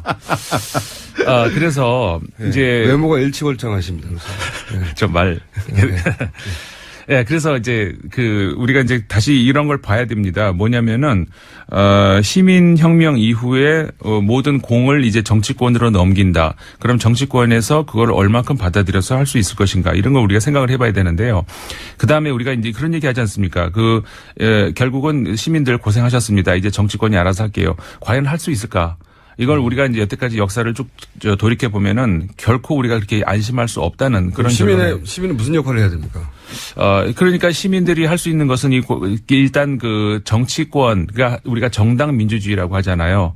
거기다가 전적으로 내맡기고 이제는 우리는 일상으로 돌아간다. 이게 안 된다는 겁니다. 대의민주주의라고 하죠, 보통. 네, 대의민주주의가 처음 대신. 예. 그렇죠. 국회의원을 우리는 뽑고 국회의원이 우리 뜻을 대의해서 네. 민주주의를 구현해 간다, 뭐 이런 건데. 그래서 이제 대의민주주의가 시작이 우리가 보통 18세기 말이라고 하지 않습니까? 네. 근데 18세기 말 이후로 그러니까 우리가 민주주의 하면 대의민주주의를 생각하는데 역사가 되게 짧다는 거예요. 이거 별로 되지도 않은 역사를 가지고 대의민주주의가 전부 다인 양 생각을 하고 그리고 이제 정당의 출현이 그러니까 그 이후 아니겠습니까? 정당들이 과연 시민들의 대변인 역할을 했는가? 그렇지 않다는 거죠. 그래서 이제 그런 관련해 가지고 전 세계적으로 이제 본론을 말씀드립니다. 본론.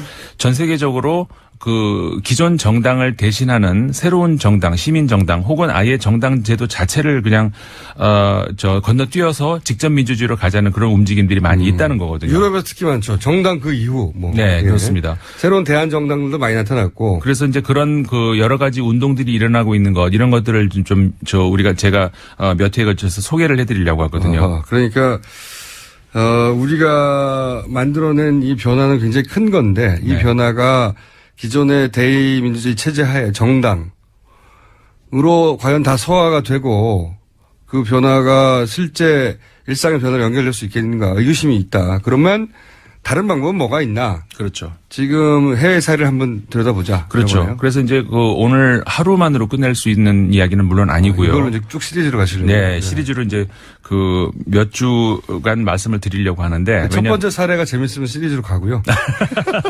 첫 번째 사례가 그러겠네요. 재미없으면. 네. 첫 번째 사례로 제가 이제 스페인의 네. 포데모스를 유명하죠. 소개를 해드리려고 네. 합니다. 우리나라에도 많이 소개가 됐습니다만은 정확하게 포데모스가 이제 어떤 사람들인지 어떻게 운영이 되는지 이런 거는 많은 소개는 안 됐잖아요. 네. 일단 포데모스라고 하는 말이 스페인어로 이제 우리는 할 수 있다. we can 이제 이런 의미라고 할 수가 있습니다. 이 운동이 처음 시작이 된 거는요. 기억들 많이 하시겠습니다만 2011년도에 전 세계적으로 시민운동이 크게 일어났습니다. 근데 2008년도 그 미국의 금융위기 이후로 도대체 미국의 이제 우리가 금융 그 자본주의의 상징이라고 할 수 있는 월스트리트 저 있지 않습니까? 월스트리트에서 과연 그 시민들을 위해서 그리고 국민들을 위해서 그 대중들을 위해서 한 게 뭐냐? 월스트리트는 대중을 위해서 일을 한 게 아니고 자본을 위해서 일을 했죠. 그렇죠. 그러니까 자기 보너스와. 경제 발전이라고 하는데 그래서 경제 발전을 해서 누구를 위한 경제 발전이냐는 거죠. 그러면서 이제 시민운동이 일어나는 것이 대표적으로 그때 바로 그 월스트리트가에서 오큐파이 운동이 있지 않았습니까? 전 세계 시민들이 몰려들어서 월스트리트를 시민들이 장악하지 않았는. 그렇죠. 그런 운동이었었죠. 제가 그 지도부하고도 만나서 얘기도 해봤습니다. 해봤는데 특별한 계획은 없더라고요. 그러니까 이게 특징이 계획이 없어요. 맞아요. 그러니까 지도부가 없다는 거죠. 그리고 회의를 하면은 5시간, 6시간 계속 회의를 그냥 할 수도 있는 거죠. 길바닥에서 그냥 회의를 하지 않습니까? 이제 이게 시민운동. 그러니까는 이거는 어떻게 보면 비슷한 거예요. 그람시라고 하는 이제 이탈리아 사상가가 얘기를 했었죠. 사상가. 20세기의 뭐라고 할까요? 시민운동은 기동전이 아니라 진지전이다. 우리나라 아까 말씀드렸던 그 촛불 집회하고 비슷합니다. 우리는 안 내려간다. 이 자리에 앉아 있겠다. 그거 주저앉는 거거든요. 월스트리트 저널입니다. 아닙니다. 월스트리트에서 했었던 오큐파이 운동도 마찬가지였고 비슷한 운동이 유럽에서도 많이 있었어요. 그 중에서 오큐파이는 그래서 소멸돼 버렸어요. 그렇죠. 스페인에서도 M15, 그러니까는 5월 15일이기 때문에 이렇게 부르는데 그게 이제 똑같이 2011년도에 있었거든요. 비슷한 운동이었습니다. 그게 아까 오큐파이 운동하고.